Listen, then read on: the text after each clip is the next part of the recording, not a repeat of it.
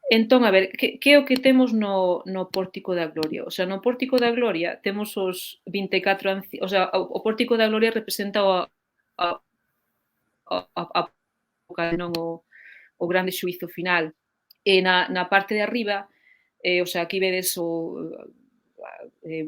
pois a figura de Cristo, pois rodeado por profetas e tal. E na parte de arriba, pois tedes os 24 anciáns do Apocalipse, con instrumentos. Un tema que me parece moi interesante, porque ás veces lles preguntas non aos alumnos, pois que están a facer, que están a facer estes señores? Pois están tocando, non están tocando, están afinando. Eso é moi interesante, non? Porque non os vemos tampouco en actitude así de tocar aínda, están un pouco falando uns cos outros, así argallando nos instrumentos. Si, entón están afinando. Sí que é certo, non, que temos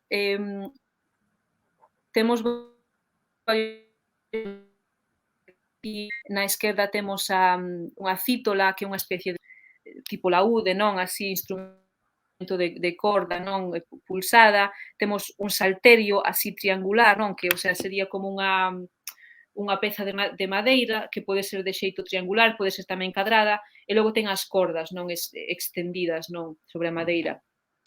Temos tamén fídulas, que sería pois como fídel, non? É como o antecedente do que sería o violín ou a viola da gamba, que aquí vemos que o tocan así un pouco, un pouco en plan viola da gamba, non? A veces tocábase pois máis en plan violín así apoiado no ombreiro, pero estes tocan de outro xeito. E temos organistrum, que isto é máis ben como tipo unha zanfona, o sea, é como unha manivela, e un destes está dándolle a manivela, non? Outro está sostendo o instrumento. Entón, si falabas dos instrumentos de corda, eu falaba da afinación. O sea, por que é importante isto? Porque, a ver, nós obviamente hoxe en día, antes dun concerto, pois afinamos, claro, para que soe ben, para que quede bonito, pero hai que pensar que na Idade Media, realmente na Idade Media todo é moi simbólico, non? E todo ten o seu significado. Entón, en torno á afinación, pois tamén había unha serie de discursos, non? Filosóficos, teolóxicos, o sea, todo o que é afinación, pois ten un pouco que ver, por unha parte, digamos, coa armonía do universo, as esferas, pero tamén, digamos, coa armonía entre o home, ou a muller e o creador, o sea, non é simplemente pois afinar como fenómeno acústico, senón que ten todos estes discursos filosóficos ao seu arredor. E co tema das cordas, claro, co tema das cordas tamén pasa que os instrumentos de corda realmente é onde mellor se pode ver como funciona a afinación, porque ti colles unha corda, a fas vibrar e produce un certo son. Se pos un dedo na metade, pois tes unha octava máis alta, o sea, as proporcións, digamos, poden estar moito máis claras que o mellor pois nun instrumento de vento, ou, bueno, no órgano, cos tubos tamén se pode ver ben, pero digamos que estas proporcións matemáticas están máis claras, o sea, tamén toda esta visión filosófica teolóxica ten unha parte matemática moi importante, non? O sea, hai moitos escritos, non? Sobre como funcionan todas estas proporcións, o sea, entre matemático, filosófico, teolóxico, musical, que claro, para nós é unha cousa pois que nos pode resultar bastante allea, non? Sí, entón, claro, temos aquí a estes señores afinando, e un pouco así a explicación que se lle dá, di, bueno, é que están afinando porque vai comezar, non, este concerto, vai comezar esta nova era que é, pois, o que pasa despois do xuízo final, non? Que supoño é que, pois que a xente que foi boa, pois vai disfrutar no ceo e os que non foron tan bons, pois, bueno, pois van ir para outro sitio, non? Pero entón sí que hai como esta idea de dicir, bueno, pois afinamos todo, acordamos todos estes instrumentos para este novo orde, non? Que está a chegar. Entón, esta é unha idea. E eu xa pregunta dende a total ignorancia, parte do Pórtico da Gloria existen representacións musicais nalgúna outra parte da Catedral de Santiago? Pois na catedral, a verdade é que agora mismo non o teño así moi, non se me ocorre así ningún exemplo en concreto. O que sí que ao longo de todo o camiño en diversas igrexas atopamos ideas similares, non, as do Pórtico da Gloria. Por exemplo, na Catedral de Ourense tamén unha idea similar, non, de anciáns ou digamos, os anciáns Sí, do Apocalipse afinando, non? Entón, este outro exemplo, non, de influencia, non? O sea, digamos que a influencia do Camiño na música non é simplemente as pezas en sí, senón que tamén é, digamos, esta idea, non? Que realmente nos fala de como se entendía a música, non, na Idade Media. a verdad que é un tema interesante, claro, eu íbache preguntar se existe documentación ou existe información que se poida acceder máis sobre isto, pero imagino que en cuanto ao Pórtico da Gloria en concreto, nas visitas guiadas, imagino que se falara lóxicamente máis detalladamente de todo iso. Sí, sí, a verdade é que, bueno, hai un que non vou, pero na páxina da Fundación Barrié, pois normalmente adoitan ter bastante documentación dos proxectos que fan, o sea, seguramente. Coítache un pouco, ah, escoítache un pouco mal, a ver, non sei se me escoitas, se és capaz. Sí, eu a ti sí, sí. Agora, sí, sí, que che escoitaba un pouco entrecortado, non se escoitaba ben.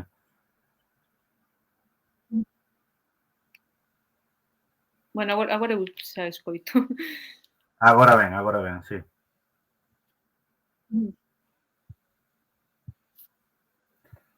Eh, non, eu é que non sei en que parte quedache xusto antes na pregunta anterior, é que Bueno, estive hai uns segundos. bueno, estaba simplemente dicindo que para o tema dos instrumentos na páxina da Fundación Barrié normalmente teñen bastante información dos proxectos que fan. Vale. E tamén existen, eu algunha cousa teño algunha grabación teño atopada en YouTube tamén, o sea que estas Mm. grabacións tamén se poden, eu penso, obter bastante facilmente. Vale, nada, levamos unha hora, un poquinho máis, unha hora.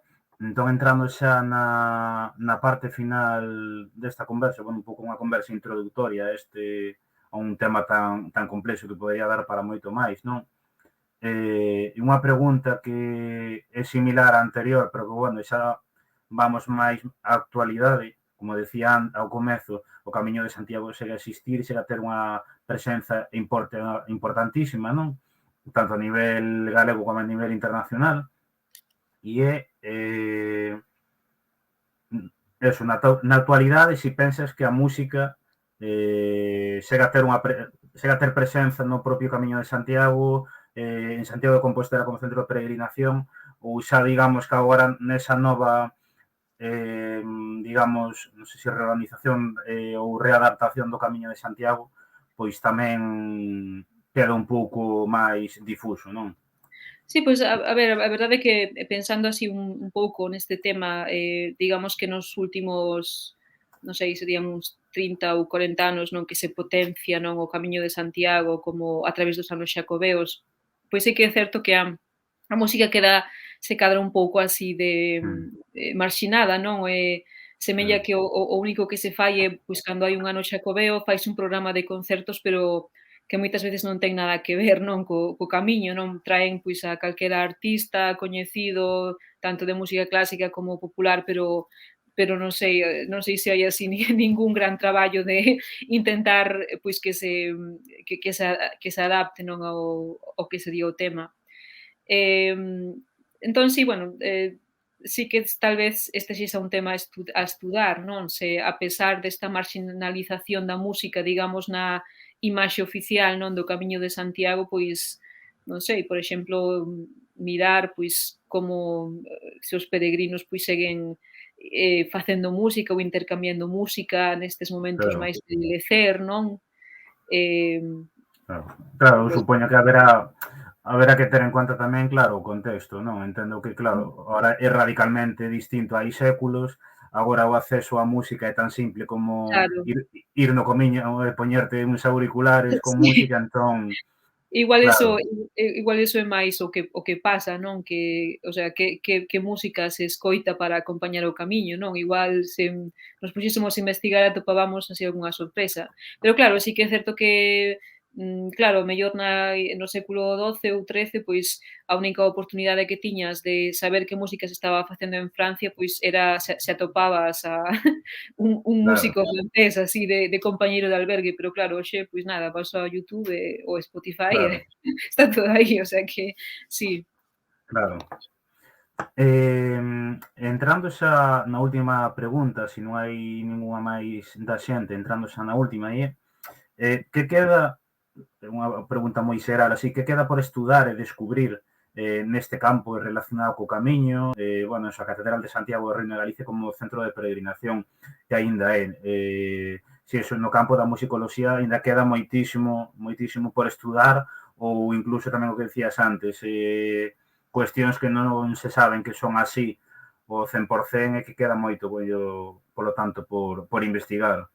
Sí, claro, a verdade é que estamos un pouco limitados, non, polas fontes, non? Quero dicir, ao mellor mañá se descubre outra fonte e, bueno, e podemos, non sei, coñecer novas cousas novas, non, da música que se facía no Reino de Galicia, pero sí, a ver, o que eu penso que sí que aínda hai temas, non, que se poderían tratar, por exemplo, bueno, por darche un exemplo bastante específico, como dixen antes no códice, as pezas que se traballaron máis foron as polifónicas, porque claro, eran como a novidade, non era o innovador Claro, naquela época, pero tamén as monofónicas, pois, bueno, pois tamén merecen atención, non? E ver, pois, e tamén, pois, como expliquei antes, o estudio deste tipo de repertorios tamén nos poden dar algunha pista dos intercambios musicais, porque como xa dixen, bueno, igual dices, bueno, pois esta mesma peza, pois a temos aquí en Inglaterra e aquí en Bélxica, entón a ver pois como chegou ata ali, non? Ao mellor podemos trazar un pouco, non, pois como sucederían eses intercambios. Algo que digamos, bueno, na musicoloxía máis anglosaxona internacional está, digamos, máis asentado, non? Pois é o que sería o estudo do que sería pois a historia social da música, non? Por exemplo, a verdade é que a musicoloxía nas súas orixes pois centrábase ao mellor en estudar o que é o repertorio, non? As obras, as pezas, pero co tempo chegou un interés, bueno, pois estas obras, pois en que contexto se tocaban, como se tocaban, que é o que a xente pensaba delas, claro, mm, que tipo de significados, non, se lles apoñían a estas pezas. Se cadra aí sí que, pois, quedaría, non, pois, algo de traballo que facer, non? O sea, por exemplo, estas pezas, non, do Calixtino, non, pois, en que contexto se tocaban, que tipo de músicos o tocaban, que tipo de prestixio, non, ou que tipo de estatus non tiñan estes repertorios, porque xa digo que a polifonía daquela era pois unha cousa bastante nova, bastante experimental. O sea, tamén pode ser que, bueno, que estas cousas son a vangarda da vangarda, non? Pero ao mm, mellor é un grupiño moi pequeno, non? Que se interesa por isto, non? Que está moi metido nesta escena, pero ao mellor pois había outros públicos que non lles interesaba para nada, non. Tamén outro tema que de feito, bueno, empecé un pouco a pensar nisto cando estaba preparando o meu artigo e esta charla era, bueno, nós, claro, coñecemos o Reino Medieval de Galicia, bueno, temos Códice Calixtino, temos Martín Codax, temos as cantigas de Santa María, pero tamén sería interesante ver como estes diversos mundos musicais, pois, se comunicaban entre sí, ¿no? Porque, claro, nos estudamos repertorio profano, repertorio sacro, pero, sabes, un señor que era que estaba na Catedral de Santiago e que ao mellor cantaba monodia ou polifonía, non sei, ao mellor cando saía da catedral, pois escoitaba música de xoglares, sabes, que claro, que non estes repertorios tampouco eran compositores estancos, ou alguén como sí, Martín Codas, pois Martín Codas eu imagino que non era alleo ao que sería o canto litúrxico ou mesmo a polifonía, o sea, porque sobre todo o canto litúrxico non, porque era como a base da música, non? Entón, se cadra tamén, pois, sería interesante ver, pois, sabes, máis que os repertorios ou as partituras, pois como era, digamos, a experiencia musical mm. vivida, non, dos oíntes. Sí. Pois nada, a verdade é que con esta reflexión tan interesante eu non teño máis preguntas pola miña parte, entón, como xa levamos máis ou menos 1 hora e cuarto, se che parece ben deixámolo aquí e nada, por a miña parte agradecerte que puidéramos contar contigo para este proxecto de divulgación do Reino de Galicia, que aparte, bueno, como decía antes, vais extender ata o mes en novembro, creo que é un tema moi interesante e que creo que é necesario mergullarse moitísimo máis nel e que eu creo que encaixa moi ben tamén neste ano xacobeo. Mm. E nada, eso, simplemente agradecerte e tamén, nada, comentarlle a xente eso, que nós para a vindeira semana vamos a publicar xa o teu artigo e que creo que pode dar continuidade un pouco a todo o que falamos hoxe. Pois moi ben, eu, bueno, se vos interesa o artigo, tamén eu moi parece moi ben, estou moi satisfeita, espero que, non sei, que aprendesedes algo, que fose algo de interés, non esta charla, claro, son temas bastante complexos, non? Entón, ás veces, Mm. penso que pode ser un pouco difícil entrar neles, non? Sí, agradécenche por aquí polo chat, o todo comentado, e, bueno, ainda temos bastante xente conectada e eu creo que é un tema que quizáis como igual no noso día a día como non se fala tanto, pois tamén pode xerar curiosidade e interese, non? Sí, sí, desde logo, non? Bueno, e sobre todo, eu a verdade é que eu cando estudaba musicoloxía, bueno, eu estudiei na Universidade de La Rioja, non? Que a Mm, tiñen a distancia, non? E logo xa no Reino Unido. E a verdade é que un pouco sempre cando estudaba música medieval ou cando lía algún manual de música medieval, claro, é que ves aí o Códice Calixtino, ves a Martín Codax, claro. por exemplo, se estudas a música, do século XVIII con Mozart e Beethoven, non atopas a nada de Galicia, sabes? Porque o sea, ou no barroco, porque claro, nestas outras épocas, digamos que os centros xa se moveron a outro sitio, pero non sei, eu penso que tamén é algo que debería saberse, non? Que na Idade Media, pois, algúns dos manuscritos e dos repertorios que teñen a súa orixe en Galicia, pois están ao máximo nivel, non? De Mm. innovación, de riqueza, de orixinalidade. Eu penso que é algo que se cadra, non digo que non se coñeza, pero igual non somos tan conscientes, non? Como ao mellor deberíamos. Sí. Comenta por aquí, sobre se respondeu unha pregunta de antes, que é verdad que eu me saltei, aínda que eu entendo que non está marcada neste contexto, porque un moito me equivoco, ou isto é moi posterior, pero a ver se atopo, aquí está, si se sabe algo das orixes do himno do antigo Reino de Galicia. Pero claro, eu entendo, sí, igual me tazoca, pero que creo que non están marcado nesta época, non? Non, eu penso que, a min soame que o sea, xa debería ser bastante máis tardío, non? Xa Sí. polo uso da melodía, non? Do ritmo, o sea, a min xa non me semella, non? Que sexa medieval, o sea, xa estamos máis metidos nun sistema máis non, xa máis próximo á tonalidade, xa máis próximo á mensuralidade, non? Que un pouco Mm. as características que se desenvolven despois da Idade Media. Vale, non sei se lle queda respondido. Nada máis, eso, agradecerte estar nesta conversa, deixámoste marchar, eu seguirei un par de minutos e nada, e seguimos en contacto e nos vindeiros días pois divulgaremos tamén esta conversa para toda a xente que non puido estar hoxe. Bueno, moi ben, pois moitas gracias a vos. Graciñas. Chao. Chao.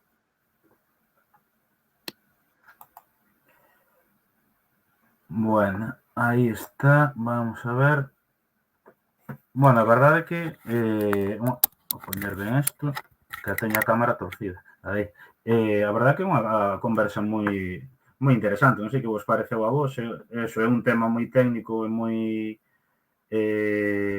pouco igual bueno, non sei se coñecido ou divulgado, pero creo que é moi interesante e entrou en cuestións que eu creo que son de moito interese.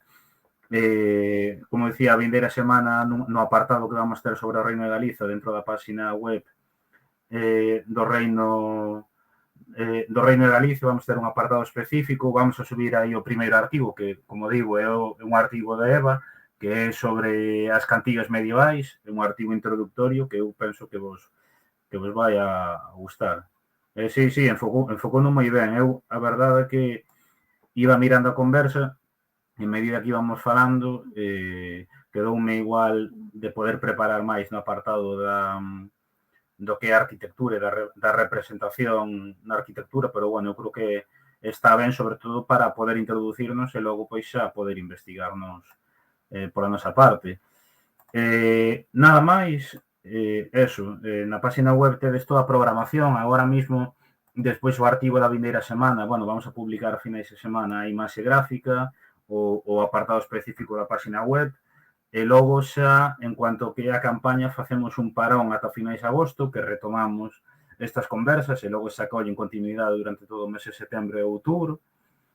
Tamén en setembro empezamos cos vídeos moi cortiños de TikTok para falar tamén sobre temas que temos na página web explicados aí na programación, tamén con infografías, con máis artigos, vamos a falar do Reino Suevo, vamos a falar da presencia do Reino de Galicia na cartografía e nos mapas a época, de todo o que é o ciclo artúrico, bueno, da desaparición do Reino de Galicia dentro da historiografía española, de moitísimos temas, vai estar Anselmo López Carreira, moitísima máis xente que coñecedes e que podedes ver, como digo, nesa programación. E nada, o vídeo, contade con que este vídeo quedará subido no YouTube mañá ou a máis tardar pasado. Tamén aí vamos a ter subido, bueno, temos xa subido, de feito, a conversa da semana pasada con Miguel Anxo Fernández Lores que fixemos dende o convento de Santa Clara. E nada máis, animarvos a estar pendentes das nosas redes porque iremos falando máis este tema, aínda que estes días, por desgraza, estamos casi con un monográfico por toda a situación dos lumes, pero, bueno, agardamos poder darlle continuidade xa nas próximas semanas, e nada máis. Bueno, comentarvos tamén que o 25 vamos a estar en Compostela cun posto de material, vai ser un posto de material compartido, e vamos a estar tanto na entrada da Alameda pola mañá como pola tarde no festival, así que nada, se estades por ali xa nos vemos. Entón, nada máis, deixámolo aquí, eso, agradecervos a toda a xente que estivestes conectado neste directo a vosa presenza, e nada, animarvos a estar pendente de todo o que falamos, así que hoxe non vamos a facer raíz, e tamén, bueno, que me esquecía, outra cousa que me esquecía, que este proxecto que está dentro dos fondos de divulgación do Reino de Galicia que impulsou a Diputación de Coruña, pero aparte do noso proxecto hai 19 máis, entón eu animo vos aquí digamos, na Delegación de Cultura da Diputación que vos informedes nas súas redes sociais porque hai 19 proxectos de divulgación do Reino moi interesantes e que eu creo que merecen a pena ver. Entón, nada, sí, Alba, eu supoño que nos veremos o Día da Patria. Nada máis, agradecervos a vosa presenza e nos vemos. Chao.